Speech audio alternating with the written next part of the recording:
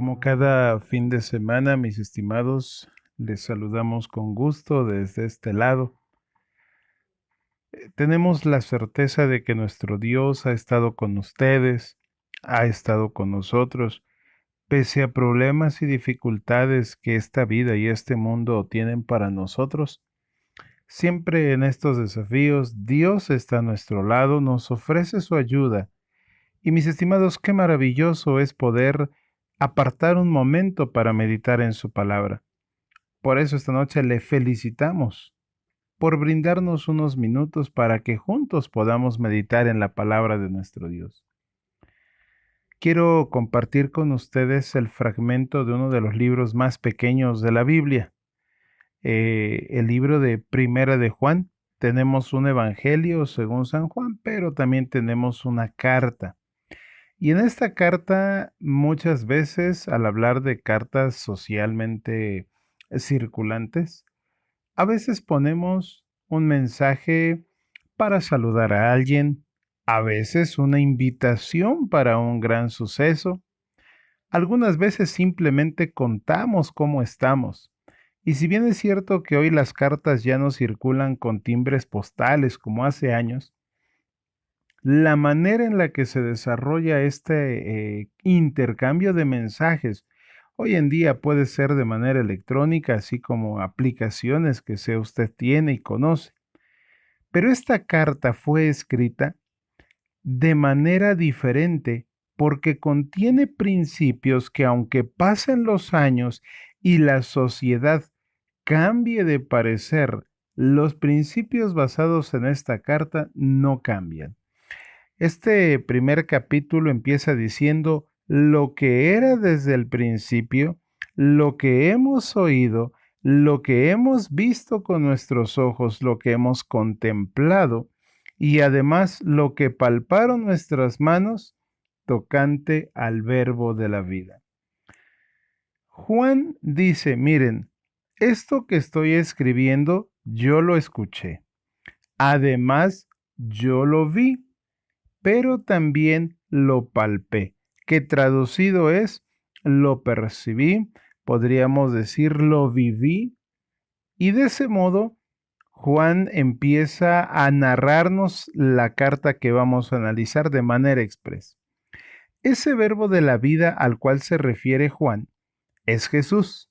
Por lo tanto, debemos entender que Juan nos está diciendo, mira, Jesús existe desde antes de la creación del mundo. Y no es porque yo te lo esté contando, sino porque lo hemos oído, lo hemos visto y lo podemos percibir.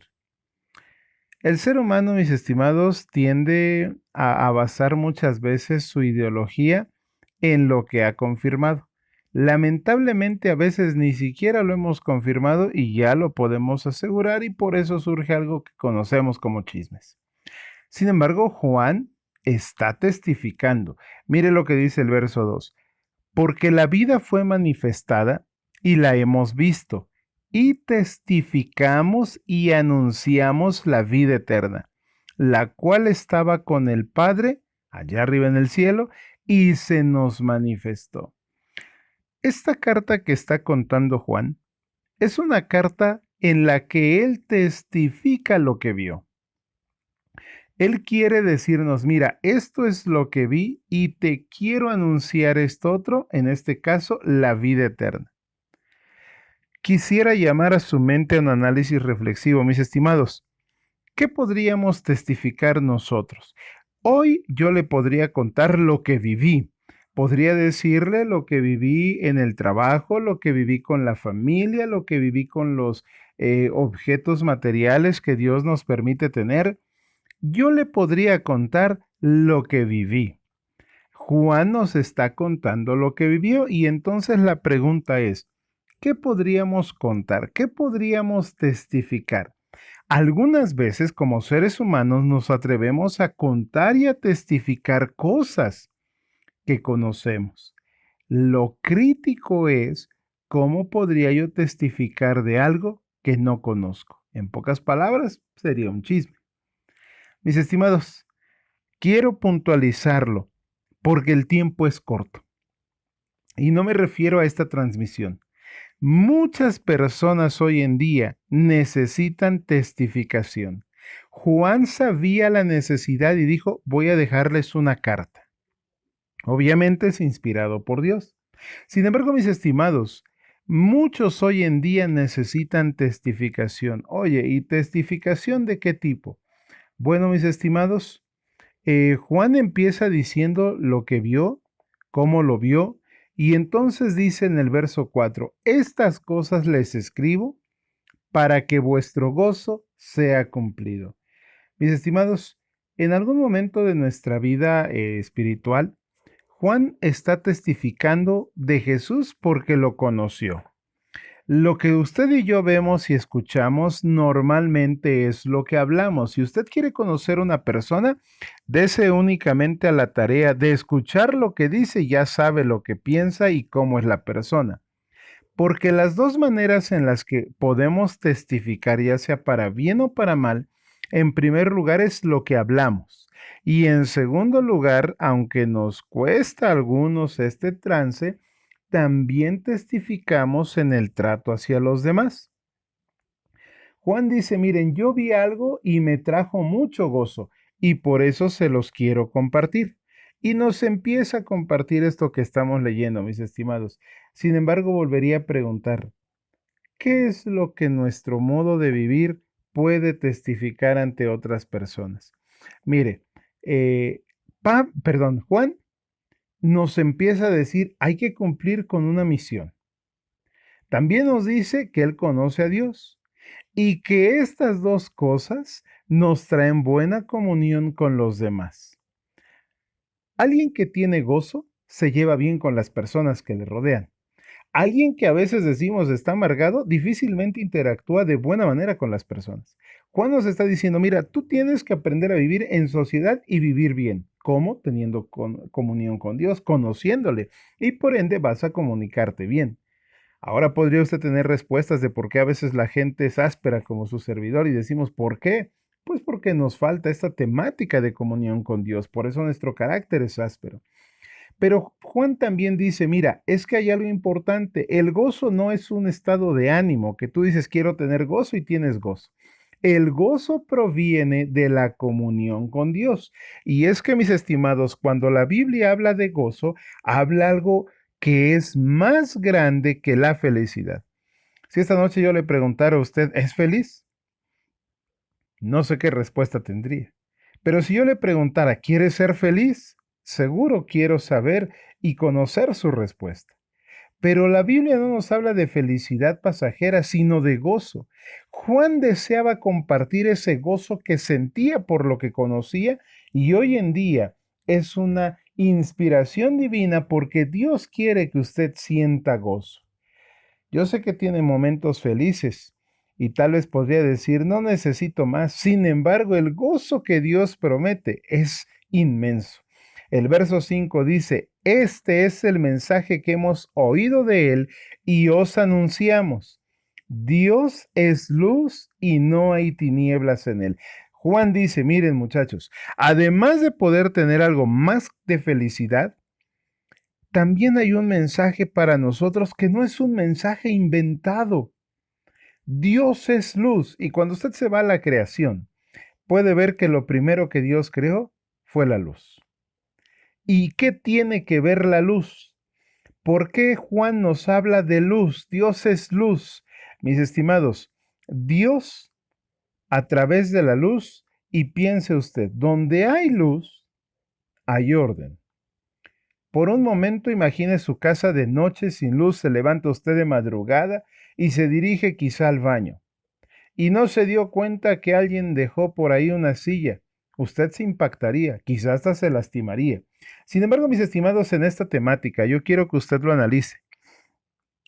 Lo primero que hace la luz es permitir que haya orden. Y donde hay orden, hay plenitud. Cuando Juan nos dice que Dios es luz, nos está diciendo que Dios disipa las tinieblas.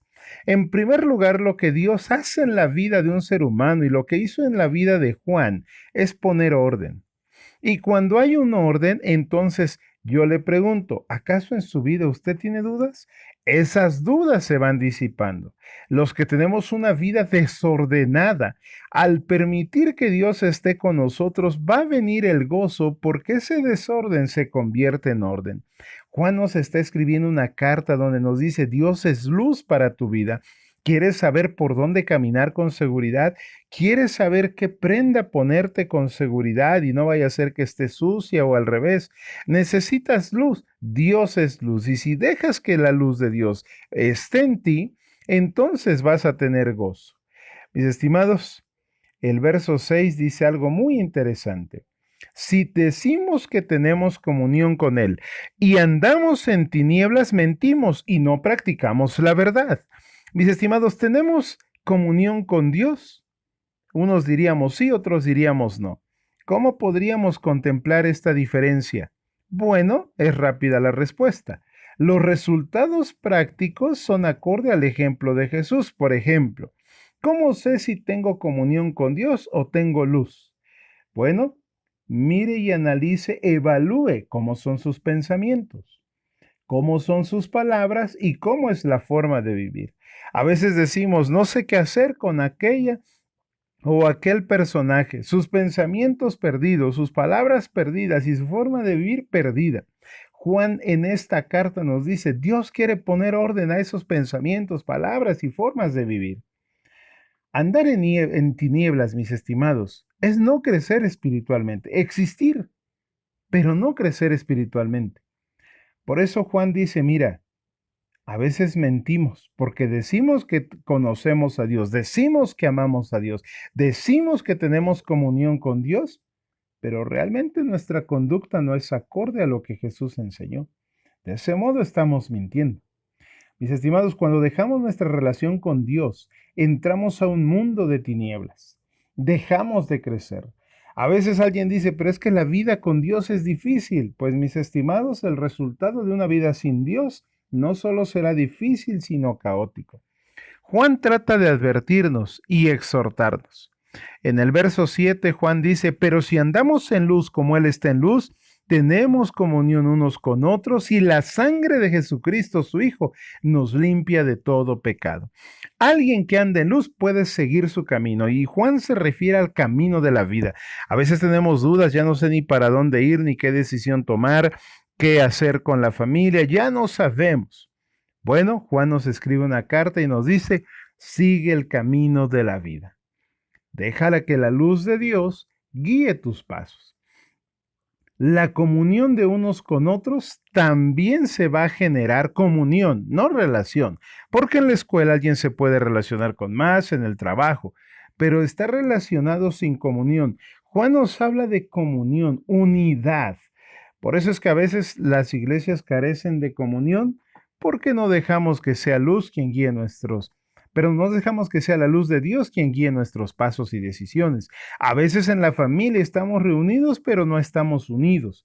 Falta comunión con Dios. Y dice que no solamente esto va a ocurrir, sino que además de eso vendrá el gozo porque Cristo nos limpia de nuestros pecados. Y constantemente usted y yo nos estamos equivocando, aun cuando pretendemos tener buenos resultados. Necesitamos ser limpiados. Ese es el proceso de la santificación. Así que Juan dice en el verso 8, si decimos que no tenemos pecados, porque alguien puede decir, no, es que yo no le hago mal a nadie. Mire lo que dice Juan, nos engañamos a nosotros mismos y la verdad no está en nosotros. Pero ¿por qué? ¿Por qué esta declaración, mis estimados? Decir que no tenemos pecado es omitir la naturaleza y la condición humana que tenemos todos. Aquellos que dicen, es que yo no necesito ser limpiado porque no he hecho nada malo, ya desde ahí nos estamos engañando. En la naturaleza en que nacimos tenemos pecado. Y Juan dice, mira, nos engañamos a nosotros mismos. Eso en nuestras palabras coloquiales, mis estimados, sería declararnos inocentes solo por orgullo personal, y es a lo que Juan trata de evitarnos. Por eso dice, mira, la verdad no está en alguien que piensa así, porque sabiendo que hay algo malo, rechaza lo correcto, no siente necesidad de Salvador y por ende Es un reflejo de alguien que se siente superior a los demás. En ese aspecto, Juan nos hace una invitación y nos dice, si confesamos nuestros pecados, el verso 9, Él es fiel y justo para perdonar nuestros pecados y limpiarnos de toda maldad. El perdón es sinónimo de limpieza, orden. Pero no puedo tener perdón si yo no reconozco y posterior confieso mis pecados, sin intermediarios, directamente a Dios. Juan nos dice, mira, Dios es fiel y justo. Yo vi cómo ayudó a otros, me ha ayudado a mí y te puede ayudar a ti. Sin embargo, mis estimados, Satanás hace todo lo posible por reducir nuestra influencia en cuestión de fe hacia el perdón. Y no solo esto, mis estimados, Juan dice que puede limpiarnos de toda maldad. Hay personas que aparentemente una vida de perfección, pero una vida perdida en cuestión de moralidad. Bueno, eso que la gente no puede ver, que los demás no han escuchado y Dios conoce, Juan dice, Dios lo puede limpiar. Por eso, mis estimados, terminando con el verso 10, Juan nos dice, si decimos que no hemos pecado, le hacemos a él mentiroso, refiriéndose a Dios, y su palabra no está en nosotros. Esto está dirigido a quienes decimos conocer a Dios. Porque quienes conocemos a Dios, de alguna manera sabemos lo que es bueno, pero también sabemos lo que es malo. Conocemos lo que es necesario, pero también conocemos lo que es pecado. Y esto es a través del estudio de su palabra.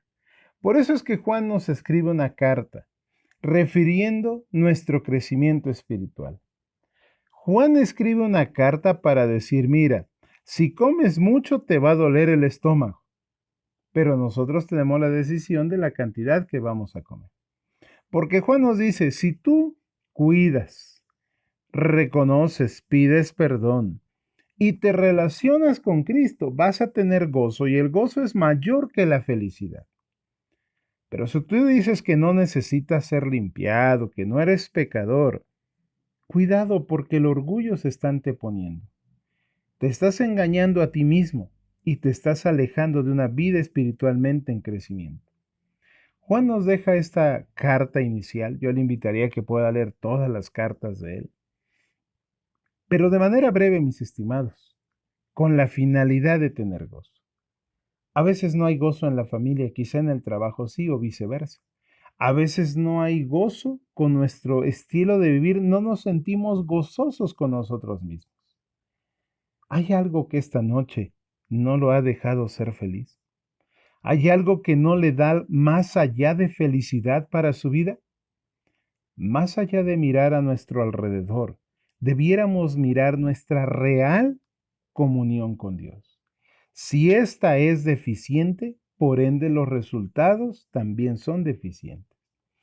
Si hemos crecido, no se detenga y avance aún más. Porque esta carta fue escrita hace casi 2000 años y los principios en ella descritos siguen vigentes, porque Dios quiere darnos gozo, no solo felicidad. Pero para eso, mis estimados, necesitamos comunión con Dios.